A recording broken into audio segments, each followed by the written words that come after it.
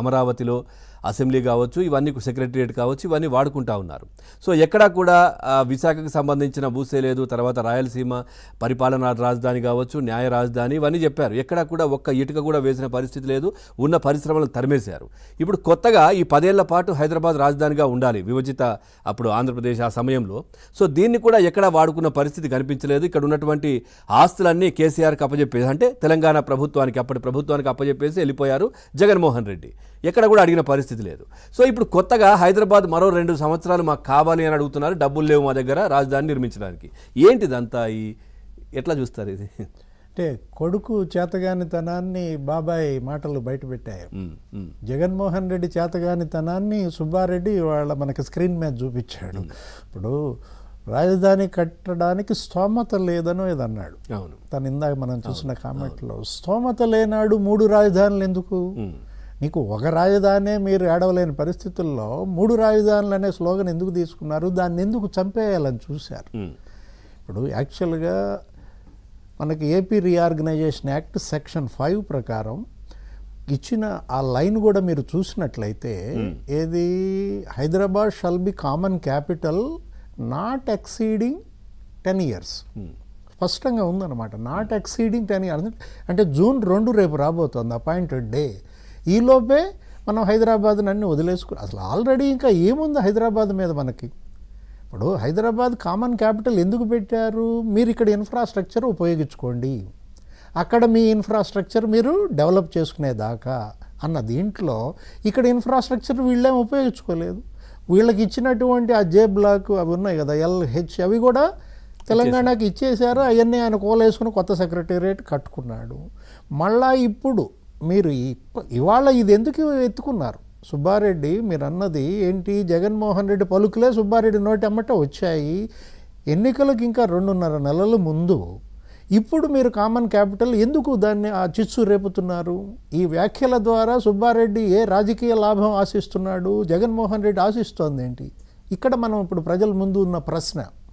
నిజంగా వీళ్ళకి చిత్తశుద్ధి ఉంటే అమరావతిని అలా చేసేవాళ్ళు కాదు. అమరావతిలో 3,000 కోట్లు ఖర్చు పెడితే పవన్ గారు 3 లక్షల కోట్ల సంపద. అవును, కేవలం వీళ్ళు ఇంకా పెట్టాల్సిందెంత? 3,000 కోట్లు. అవును, అక్కడ అన్నీ కూడా 12,000 కోట్లు ఖర్చు పెట్టారు. దాదాపుగా 70-80% పూర్తయిన బిల్డింగ్లు చాలా ఉన్నాయి. 90% అయినవి కూడా ఉన్నాయి. పూర్తిగా కంప్లీట్ అయినవి కూడా నిరుపయోగంగా పడి ఉన్నాయి. అంటే హరాకిరి.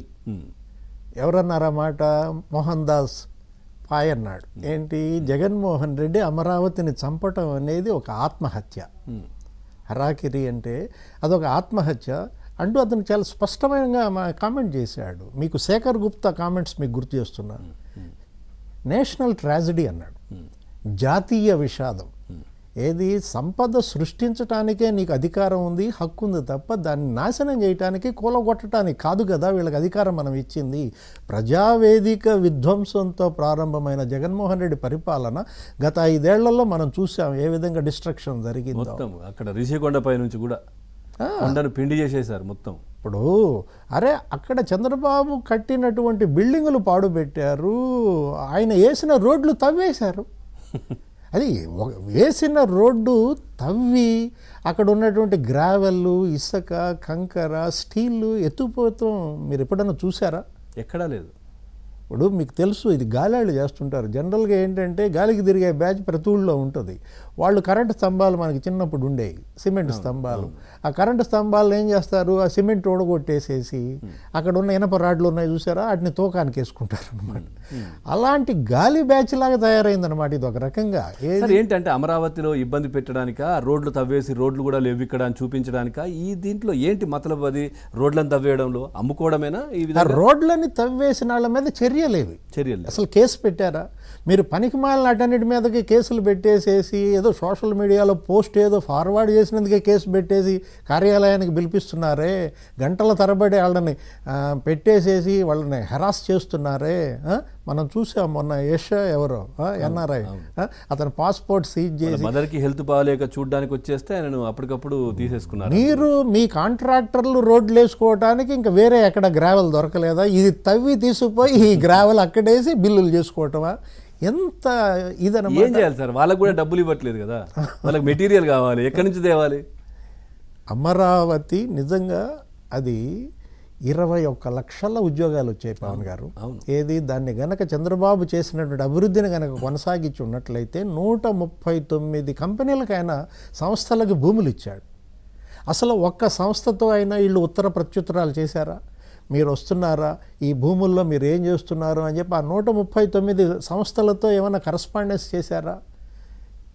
ఎక్కడ సార్ రానివ్వట్లేదు కదా. అక్కడ ఒకవేళ వచ్చే ఆలోచన వాళ్ళకు ఉన్నా కానీ తరిమేస్తున్నారు కదా. వాళ్ళు వస్తే వీళ్ళకి ఇబ్బంది కదా, రానివ్వట్లేదు. 50,000 కోట్ల పెట్టుబడులు ఉన్నాయి. అవును, 50,000 కోట్ల పెట్టుబడులు తరివేశారు. హ్యాపీనెస్ట్లో ఎంతో మంది ఎన్ఆర్ఐలు కొనుక్కున్నారు దాంట్లో. అరే ఇప్పుడు నువ్వు 50,000 కోట్ల పెట్టుబడులు తరిమేయటం వల్ల దగ్గర మరి ఎంతమంది ఉపాధి పోయింది. ఇవాళ అక్కడ ఒకప్పుడు చంద్రబాబు హయాంలో తెలుగుదేశం ప్రభుత్వం దీంట్లో మందడం, అక్కడ వెలగపూడి ఆ ప్రాంతంలో బిజినెస్ ఎంత సాగేదండి, ఎంత అసలు ఒక చిన్న టీ కొట్టి అసలు ఎంత అమ్మేవాడు. ఇవాళ అక్కడ ఏమన్నా ఉందా? ఇలా నువ్వు సంపదని నాశనం చేశావు. ఇప్పుడేమో మళ్ళా ఈ 3 రాజధానులను తీసుకున్నావు. పోనీ 3 రాజధానులకు నువ్వేమైనా న్యాయం చేసావా? పరిపాలనా రాజధాని అనేది ఏదో చెప్తున్నాడు ఇందాక వాళ్ళ బాబాయ్ విశాఖపట్నం. ఏంటి పరిపాలనా రాజధాని విశాఖపట్నంలో సుబ్బారెడ్డి గారు చేసిందేంటి, విజయసాయిరెడ్డి గారు చేసిందేంటి? అంటే A1 కనుసన్నల్లో A2 పర్యవేక్షణలో అక్కడ జరిగిన భూదందాలు మనం చూసాం. రేడియంట్ భూములంట అదొక 1000 కోట్లు, దసపల్లా భూములు అదొక 2000 కోట్లు, కార్తీక వనం అదొక 500 కోట్లు, ఇలా 40,000 కోట్ల విలువైన ల్యాండ్ స్కామ్స్ జరిగాయని తెలుగుదేశం జనసేన ఆరోపిస్తున్నాయి. ఎక్కడ? విశాఖపట్నంలో. ఇప్పుడు ఇంకా ఈయనకి హైదరాబాద్ 2 ఏళ్ళు కావాలా? ఎందుకు అంటే ఏంటి? ఇంకా అక్కడ 2 ఏళ్ళు ఇస్తారు సార్, ఏం చేస్తారు? ఇక్కడికి వచ్చి ఉంటారా, కార్యాలయాలు పెడతారా మళ్ళీ కొత్తగా? ఏం చేస్తారు ఇక్కడ 2 ఏళ్ళు ఇస్తే? ఆయన ఏమి ఆశించి ఈ కామెంట్ చేశాడు? ఇప్పుడు ఏమైనా ఇక్కడ డిస్ప్యూట్స్ ల్యాండ్స్ ఏమైనా ఉన్నాయా? ఇప్పుడు విశాఖ ల్యాండ్స్ అయిపోయి ఇక్కడ అమ్ముకోవాల్సిన భూములు ఏమైనా ఉన్నాయా? ఈ 2 ఏళ్లలో అమ్ముకుందామనా, లేకపోతే కొనాల్సినవి ఏమైనా? ఏమో దీంట్లో ఇంకో విధంగా కూడా చర్చ జరుగుతుంది సార్. ఇప్పుడు తెలంగాణలో హడావిడి జరుగుతూ ఉంది, నీటి యుద్ధం, ఒక నీటి యుద్ధం అని చెప్పుకోవచ్చు. అసెంబ్లీలో బడ్జెట్ సమావేశాలు కానీ దాంట్లో పూర్తిగా పవర్ పాయింట్ ప్రజెంటేషన్లు, ఆ తర్వాత ఇటు కృష్ణా బోర్డు, రివర్ బోర్డుకు సంబంధించిన అంశము, తర్వాత ఇక్కడ మేడిగడ్డ, కాళేశ్వరం, ఈ అంశాలకు చర్చ జరుగుతూ ఉంది. సో ఇవన్నీ ప్రజల దృష్టి అంతా అటువైపే ఉంది. సో ఇక్కడ ఏమన్నా గిఫ్ట్, కేసీఆర్ కు గిఫ్ట్ ఇచ్చే ప్రయత్నమా? Diversion politics. అసెంబ్లీ ఎన్నికల ముందు గనక నాగార్జున సాగర్ ప్రాజెక్టు మీదకి పోలీసులు పంపి 13 గేట్లు ఆక్యుపై చేసి బిఫోర్ ద డే కేసీఆర్ని గెలిపించాలి, ఉద్రిక్తతలు మళ్ళీ సెంటిమెంట్ రెచ్చగొట్టడం ఎలా బూమరాంగ్ అయిందో మనం చూసాం. ఇప్పుడు రేపు పార్లమెంట్ ఎన్నికల్లో కూడా మీరన్నట్టు ఏపీ పోలీస్ హైదరాబాద్ మీద పడుద్దా? హైదరాబాద్లో సగం ఆక్యుపై చేస్తారా?